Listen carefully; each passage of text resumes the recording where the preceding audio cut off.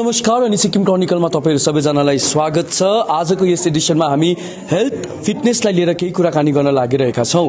तपाईलाई थाहा भएको कुरो हो कि भर्खरै सम्पन्न भएको नेशनल स्पोर्ट्स डेमा राज्यका विभिन्न खेलाडीहरू जसले इन्टरनेशनल अनि नेशनल टुर्नामेन्ट इभेन्टमा पार्टिसिपेट गरेका छन् उहाँहरूलाई राज्य सरकारले इन्सेन्टिभ प्रदान गरेको छ र यी 22 जना मध्ये एकजना हुनुहुन्छ पण्डित आर्गेन। पण्डित आर्गेन सिक्किमबाट हुनुहुन्छ, ग्याङटोकबाट, र उहाँ प्रोफेसनल स्पोर्ट कोच हुनुहुन्छ र फिलहाल चाहिँ उहाँ दिल्लीमा हुनुहुन्छ। र तपाईलाई अर्को जानकारी म गराउन चाहन्छु कि उहाँले Miss Asia sports physique body building championship जो 2018 मा सम्पन्न भएको थियो यसमा सिल्भर अनि ब्रोन्ज मेडल जितिसक्नु भएको छ भने अहिले आएर उहाँ फिटनेस बज न्युट्रिसनको ब्रान्ड एम्बेसेडर हुनुभएको छ। धेरै कुराकानी गर्नेछौँ with Pandit argan. High Pandit. High. So तपाईलाई कंग्रेचुलेशन्स किनभने तपाईको जुन रेकग्निसन तपाईले पाउनुभयो हैन। सो दिल्लीमा हुनुहुन्छ अहिले है। यो फिटनेस जुन तपाईले अपनाउनु भएको छ नि एज अ प्रोफेसन, यो फर्स्ट एन्ड फरमोस्ट हामी जान्न चाहन्छौँ कि if you are serious then स्पोर्ट्सलाई पनि हामीले प्रोफेसनली अगाडि बढाउन सक्ने रहेछ। हजुर हजुर एकदमै हो है। तर म स्पेशली म एकदमै गभर्मेन्टलाई थ्याङ्क यू भन्न चाहन्छु है। हाम्रो डिपार्टमेन्ट अफ स्पोर्ट्सले जुन यो नेसनल स्पोर्ट्स डेमा इन्सेन्टिभ अवार्ड राख्नु भएको थियो है, अनि thank you so much to the honourable chief minister है फर अवार्डिङ अस। र यति यस्तो खालको इनिसिएटिभ चाहिँ क्या अब एकदमै it is a motivation for us. हामीलाई अझै इन्सपायर गर्छ अगाडि गर्नु लागि। And not only inspirations and motivation चाहिँ कस्तो हुन्छ भने त्यो आफैबाट पनि हुनुपर्छ। जबसम्म आफूबाट हुँदैन तब केही गर्नु सक्दैन। अब हामी कस्तो हुन्छ भने एक दुईवटा गेम्स खेल्यो है, एक दुईवटा च्याम्पियनसिप खेल्यो, हामी रोक्नु भएन। What is a next goal, what यो चाहिँ सेट गर्नुपर्छ क्या। अब not only you are excuse me you are setting the goal or something like that, you have to work on that physically mentally. So sports चाहिँ कुनै पनि sports होस् है, चाहे त्यो किक बक्सिङ है, आजकल त अब जुन चाहिँ हाम्रो स्ट्रेन्थ लिफ्टिङ भयो, धेरैवटा स्पोर्ट्सहरू छ। त्यसमा चाहिँ अब स्पोर्ट्सले चाहिँ हामीलाई मेन्टली पनि क्या आफ्नो स्ट्रेस लेभलदेखि बाहिर निकाल्छ है। मेन्टली फिजिकली हरेक तरिकामा चाहिँ अब it really helps us exactly. So पन्दी फर्स्ट तपाईले बडी बिल्डिङ कहिलेदेखि सुरु गर्नु भएको है, and why did you choose body building? हजुर यो क्वेसन है तपाईँले मलाई पहिलाको इन्टरभ्यूमा पनि सोध्नु भएको थियो। बडी बिल्डिङ चाहिँ अब एक्चुअली म प्रोफेसनल कोच त भएकै थियो है पहिला नै। अनि यो चाहिँ स्पेसली मलाई मेरो कोच, मेरो जुन गुरुजी हुनुहुन्छ, सबैकै गुरु हुन्छ है। I really name him, his name is Lalit sir. सो ललित सरले चाहिँ मलाई एकदमै मोटिभेट गर्नुहुन्थ्यो क्यों, किनभने अब तँ एक्सर्साइज राम्रो गर्छस्, यसलाई किन लेभल अप गर्दैनस्, हामी छँदैछ। सो आई थिङ्क म चाहिँ सबसे भन्दा अगाडि चाहिँ मेरो गुरुजीलाई नै थ्याङ्क यू भन्छु, Lalit sir. I started on 2017. Why bodybuilding? So that's what to get a platform of myself, to be recognized, and I always मेरो बचपनदेखि नै मेरो यही हो कि I always want to do something extraordinary, unique. आफ्नो जुन चाहिँ स्किल्स छ, आफ्नो जुन ट्यालेन्ट छ है, त्यसलाई एक्सपोज गर्नु पर्यो। आफ्नो कम्फर्ट जोनदेखि चाहिँ बाहिर आउनु एकदमै जरुरी छ है यो चिजको लागि चाहिँ। So follow your passion, follow your dreams, and never give up, be dedicated, be determined है।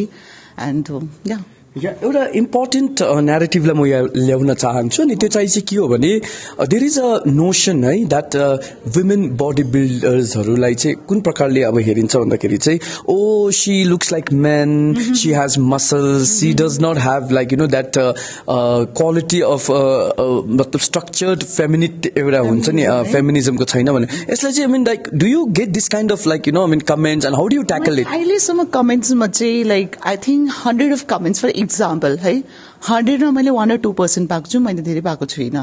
सो त्यसले मलाई केही फरक पर्दैन। No, not at all, at least not in my case. You can check in my Instagram and Facebook, मलाई कहिले पनि फरक पर्दैन because I keep on posting and that really motivates me also in fact. So 1 or 2%, no, not at all. Sports is sports. Your passion is a passion. Your profession is a profession, right? The one you have chose. So just go ahead. So a woman from Sikkim goes in Delhi अनि आफै अहिले है एउटा professional sports coach हुनु चाहिँ के मायने राख्दछ what indication does it give to other women value चाहिँ तब त्यति बेलै थाहा पाउँछ क्या तपाईँले हुन्छ नि एन्ड मैले तपाईँले अघि जस्तै मसल भन्ने नि है लास्ट इयरको लकडाउनमा 6 months gym was close down everything was shut down right so मैले मसल ट्रेनिङ गरेको थिइनँ फ्री ट्रेनिङहरू मात्रै गर्दै थियो है फुल बडी वर्कआउटहरू घरमै अनि आफ्टर लकडाउन मेरो क्लासेसहरू जब स्टार्ट भयो one of my student she motivated me really I was like so confused कि म के गर्नु लाइक आई थिङ्क एप्स त मेरो मैले बनाइहालेको थिएँ होइन ठिकै छ अब मसल गरौँ कि नगरौँमा मेरो कन्फ्युजन थियो so one of my student, I'll really name her, Divika Uppal. Please watch this interview. And she's from Delhi.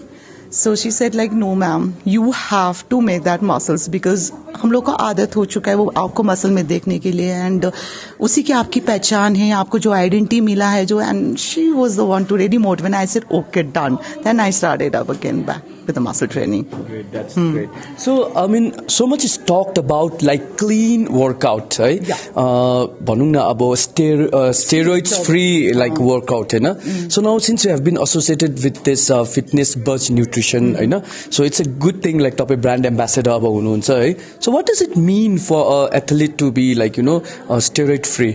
Is it possible मतलब मसल्सहरू बनाउनु Obviously किनभने अब स्टेरोइड्सहरूमा धेरै दबाई त तपाईँको सबै स्टेरोइड्सै हो नि तपाईँले अब पेन किलर खाएर कुनै पनि त्यो पनि स्टेरोइड्सै हो प्यारासिटामोल खायो त्यो पनि obviously it's a medicine right but अब तरिका हुन्छ क्या जस्तै लाइक सप्लिमेन्टेसन चाहिँ त्यो चाहिँ एउटा डाइटरी सप्लिमेन्ट हो जुन चाहिँ सोर्स तपाईँले फुडबाट पाउँदैन है अब पहिलाको जस्तो त होइन कि हामीले एकदमै अर्ग्यानिक पाउँछ अहिले केही पनि अर्ग्यानिक छैन so supplement really helps like त्यो जुन चाहिँ हामीले चिज हामीले डाइरेक्ट फुड सोर्सबाट पाउँदैन त्यो चाहिँ हामीलाई सप्लिमेन्टले दिन्छ जुन चाहिँ न्युट्रिसनको कमी लाइक क्याल्सियम भयो होइन अन्त for me like for example म आफ्नै इक्जाम्पल दिन्छु आम अ ल्याक्टो इन्टलरेन्स होइन सो मलाई त्यही कारण मेरो प्रडक्ट धेरै सुट गर्दैन so I really prefer calcium जस्तै मल्टिभाइटामिन्सहरू भयो कतिवटा त डेफिसियन्सी हुन्छ भाइटामिन डी त अभियसली सबै भेरी कमन होइन vitamin E vitamin C so like मल्टिभाइटामिन्सहरू चाहिँ हामीले खानुको सोर्सबाट धेरै पाउँदैन it's very important and let's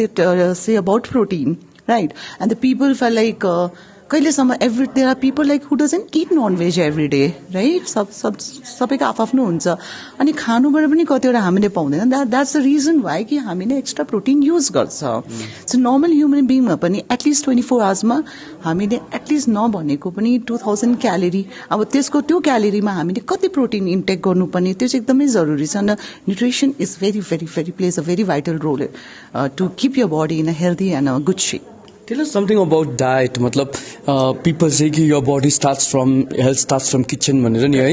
So मतलब as a woman like body builder कुन कुरोलाई चाहिँ ध्यानमा राख्नुपर्ने खानुमा चाहिँ म जति सक्दो चाहिँ से नो टु स्वीट्स है सुगर है बिकज म त खाँदिनँ मिठा अब मिठा त म खाँदिनँ सो त्यसमा पनि अब तपाईँलाई म बुझ्छु है कतिजना मिठाको क्रेभिङ्सहरू हुन्छ अब त्यसलाई कस्तो कतिवटा चिजहरू बनाएको छ आजकल त यति साह्रो युट्युब्समा आउँछ इभन द फिल्म स्टार्सहरूले पनि बताइरहेको छ होइन अब तपाईँले for example you like kheer so you can make a makhane kheer you can add a honey it will taste like a pure kheer right so if you have a crave of a chocolates you can go with dark chocolates right you can make like ओट्सका घरमै लड्डुहरू पनि बनाउनु सक्नुहुन्छ तपाईँले there is lot of like अप्सन्सहरू धेरै छ क्या यसमा बनाउने अनि डाइट चाहिँ मेन रोल प्ले गर्छ कि तपाईँले जति नै अब डाइट मेन्टेन गरेन र तपाईँ जिम गयो it's useless so it has to both has to be into अब एउटा रेसियोले गर्दा काम गर्नु पर्यो होइन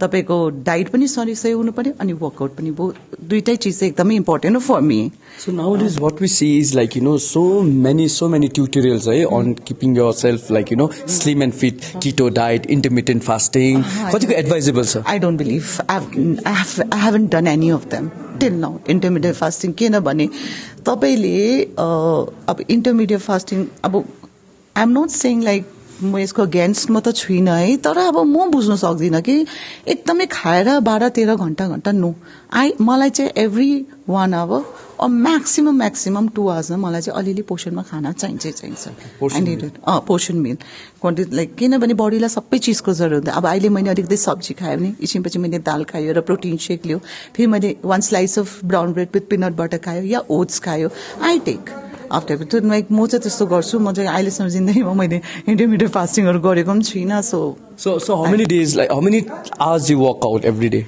अहिले त फिलहाल नर्मल मेन्टेनेन्सकै लाग्यो त 1 घन्टा 1.5 घन्टा बेसी गर्दिनँ किनभने हजुर या आई हेभ क्लाइन्ट्स। मेरो क्लाइन्ट्स चाहिँ कस्तो छ भने म कोचिङ जिममा दिँदिनँ है, so there are certain clients जो मेरो रेकमेन्डेसनहरू आउँछ अनि पर्सनल ट्रेनिङ घरमै दिन्छु। अनि मसँग जस्तै अब बिजनेसम्यानहरू हुनुहुन्छ, उहाँको वाइफहरू हुनुहुन्छ है, अनि कतिजना हुनुहुन्छ अब प्रोफेसनल आफ्नो प्रोफेसन जो पनि छ।